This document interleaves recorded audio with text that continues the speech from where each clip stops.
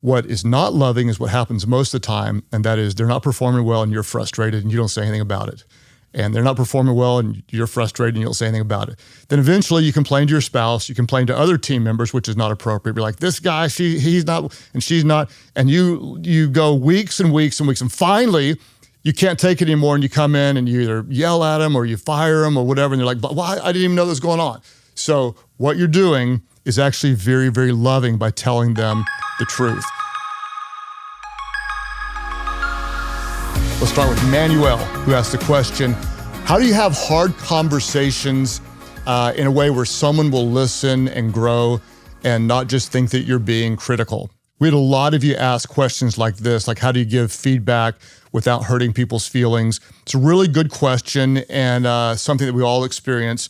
I've got a book I'll recommend to you at the end that may be helpful on this subject. But first, let's acknowledge that for many leaders, especially newer leaders, or really any seasoned leader, receiving correction can be difficult.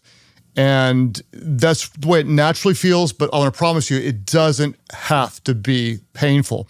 So let's start with what you asked. Manuel, you said this, you said, how do we have hard conversations? And I would suggest a very small tweak, and it doesn't sound like a big deal, but it actually could make a big difference.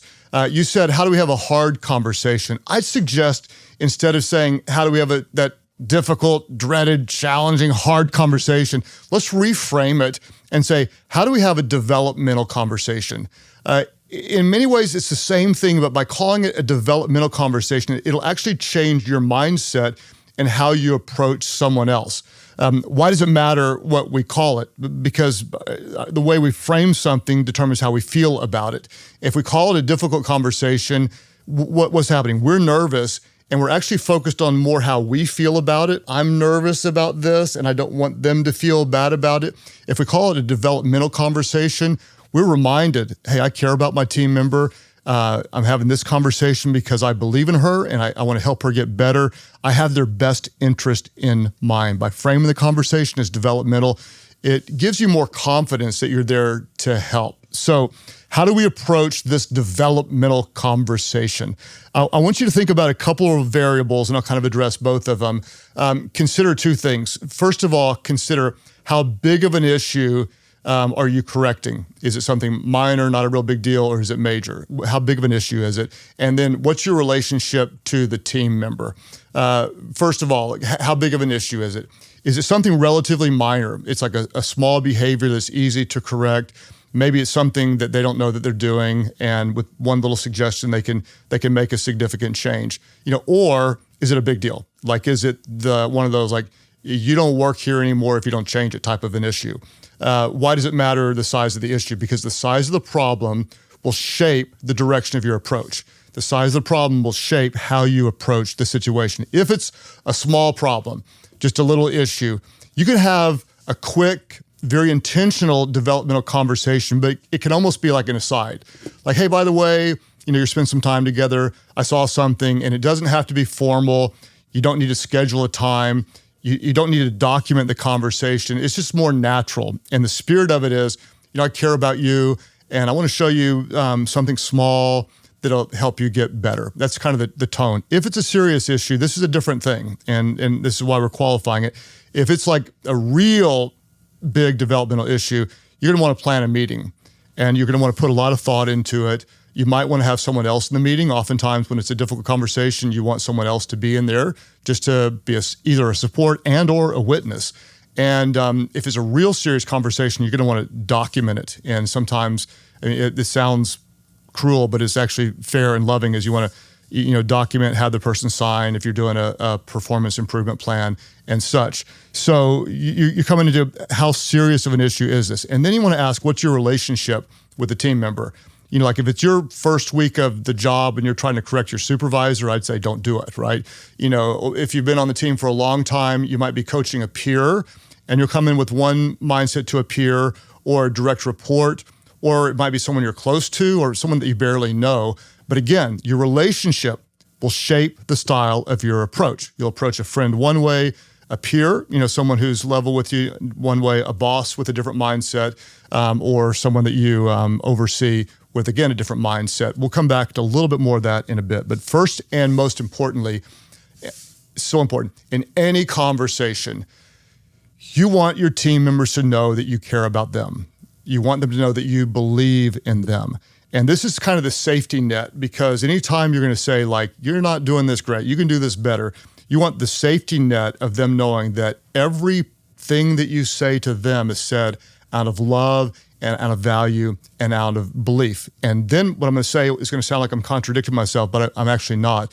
When you start the conversation, don't beat around the bush. Just be very, very clear, get right into it.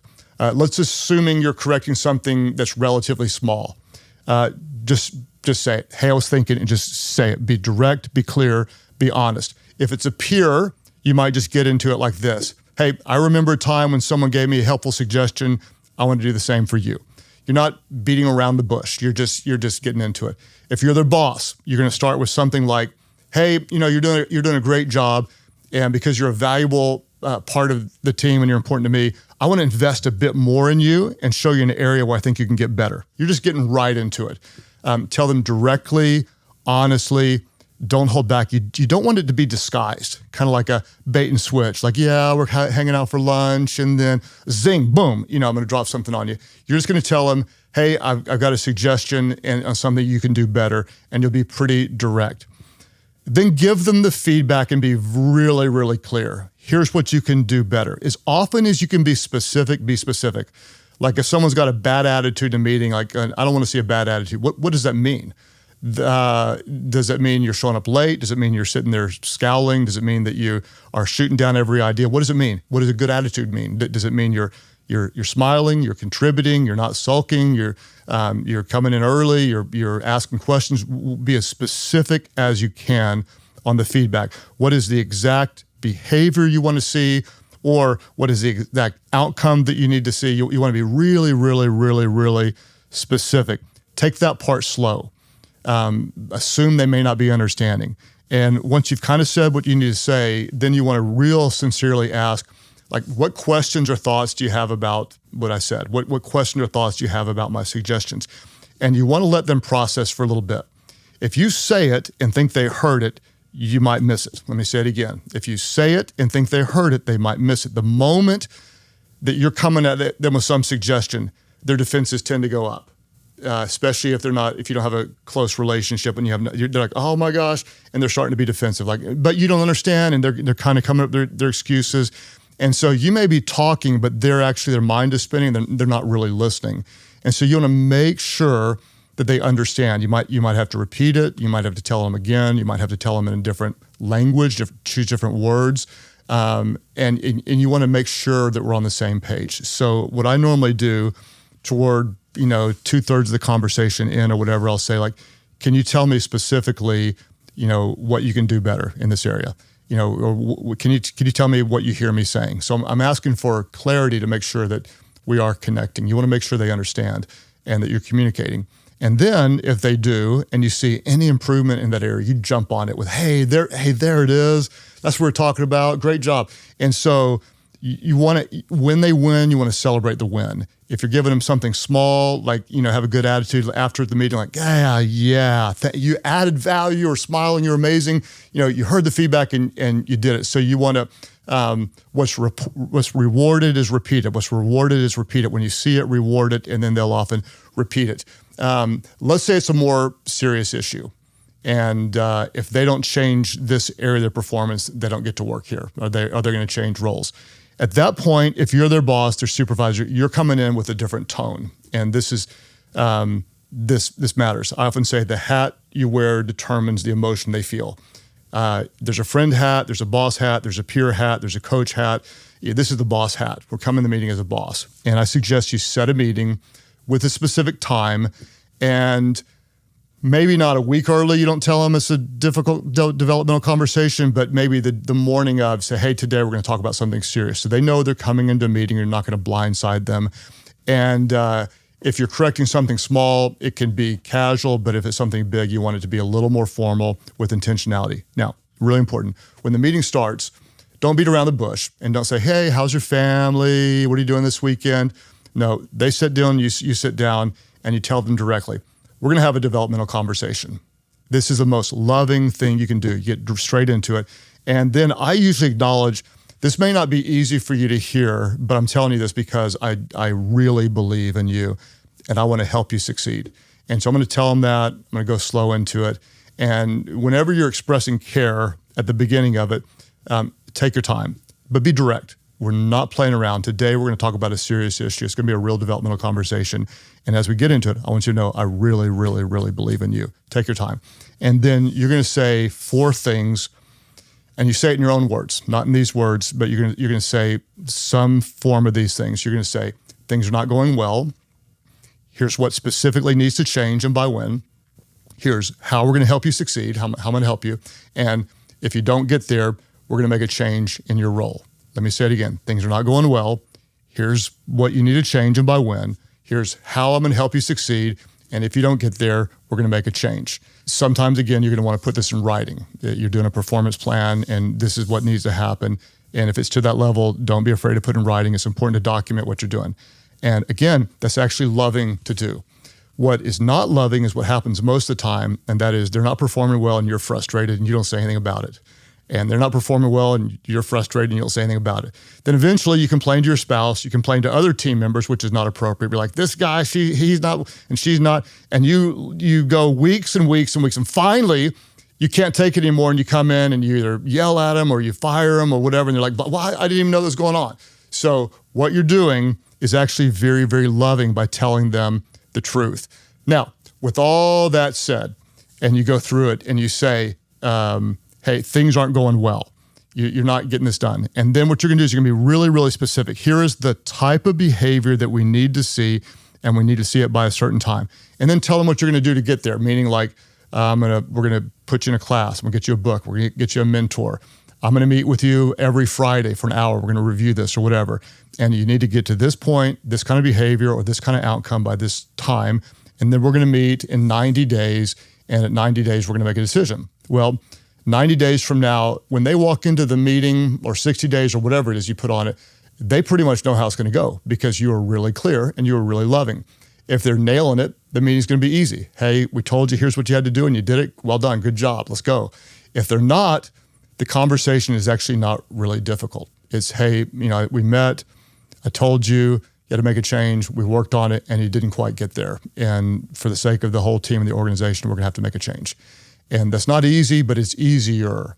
Now, with all that said, your biggest goal is something that many people don't ask about. And I want to tell you what your biggest goal is, and this is so important in any kind of organizational development, is you want to create a culture that gives and craves helpful, timely, and honest feedback. What's your goal?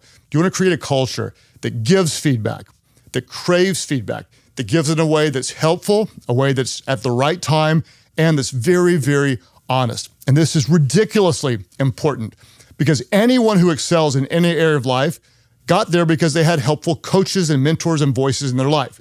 You'll never see a pro athlete that didn't have coaches. You'll never see a professional violinist that didn't have instruction. You'll never see a top CEO that didn't receive mentoring and coaching and help along the way. So what you want to do is you want to have a great team, a great productive organization. Then you want to create a culture that gives and craves helpful, timely, and honest feedback. Now, how do you do that?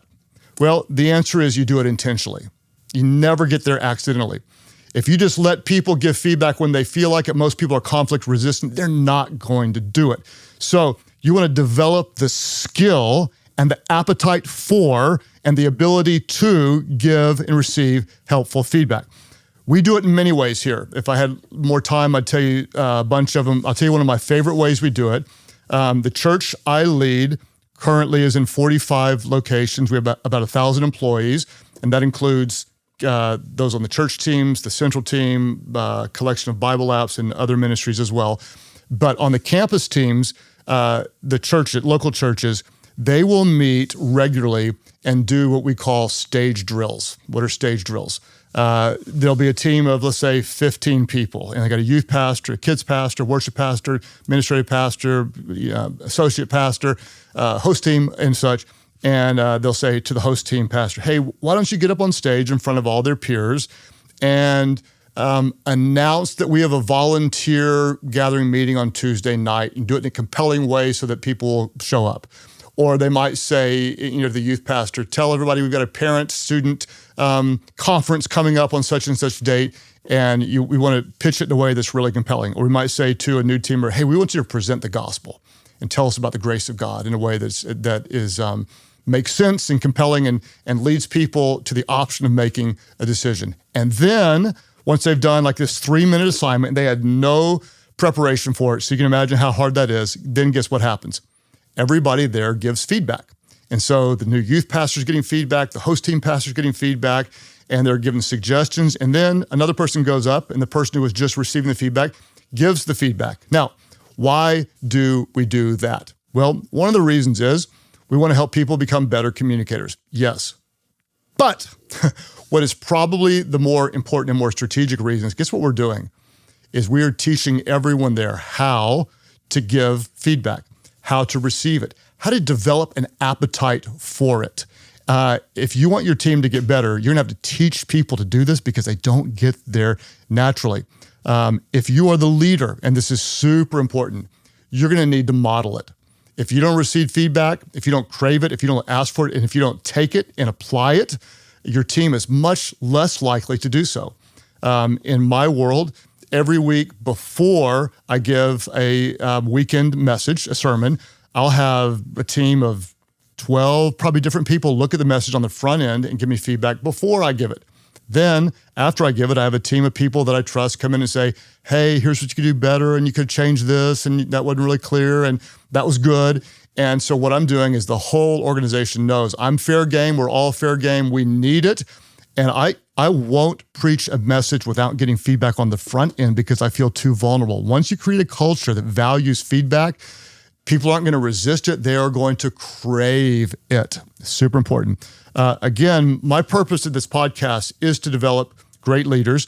It's no secret that I'm a pastor. And so I'll speak, not to push this on you, but say from a spiritual perspective, no one was more loving than Jesus. And Jesus gave a lot of very loving feedback. Whenever James and John, two of his disciples, wanted to be noticed, they wanted to be promoted, they wanted to be more important, they wanted more power, Jesus gave them loving feedback and said, hey, if you want to be great, you serve, because the greatest among you would be your servant. When a lady named Martha was wigging out with anxiety, she's freaking out, oh my gosh, there's too much to do. Jesus looked at her and said, hey, you're worried and upset about many things. He gave her feedback and said, there's one thing that's more important than this. You can have time with me. You don't need to worry so much about these things. When the disciples were afraid in a storm one time, Jesus said really lovingly, like, hey, why don't you have more faith in me? I'm with you in the storm. I'm always going to be with you. And so I want you to see that it's loving to give feedback. Manuel, you asked an important question, and it may not be easy, but it is loving. Ken Blanchard, a good friend of mine, he's the author of the classics, 1 Minute Manager, and the book Lead Like Jesus. He says this, he says, the key to successful leadership today is influence, not authority. The key to successful leadership today is influence, not authority. And influence is fueled by love, not power. So important. When you give feedback, you're doing it because you care about people. Have the courage to step in and love people enough to tell the truth. And when you do that, guess what they'll give you? They'll give you the same gift in return. They'll give you good, timely, honest, helpful feedback, and they'll help you get better. And we know that everyone wins when the leader gets better. I want to encourage you to get the leader guide. Super important. Go to Life.Church/leadership podcast. We'll send you additional content and questions. If you have not subscribed to the podcast, hit subscribe. If you'll rate it, write a review, that would be a gift to me. I'm going to work hard for you. I'm not monetizing this. This is my gift to you. If you can just do that, it's a small gift to me. It'd make a big, big difference. I want to bring you valuable content and help you get better. There's a book that I want to offer to you, Crucial Conversations. There's 5 authors or 4 authors. I'm not going to mention them all. Very, very, very helpful book. If you'd like the chance at winning one of 5 free copies, you can hop over to YouTube and on the YouTube page and type, I want to have good conversations. In the next episode, type in, I want to have good conversation. Next episode, I'm going to answer your questions about younger leaders, emerging leaders. How do we develop them?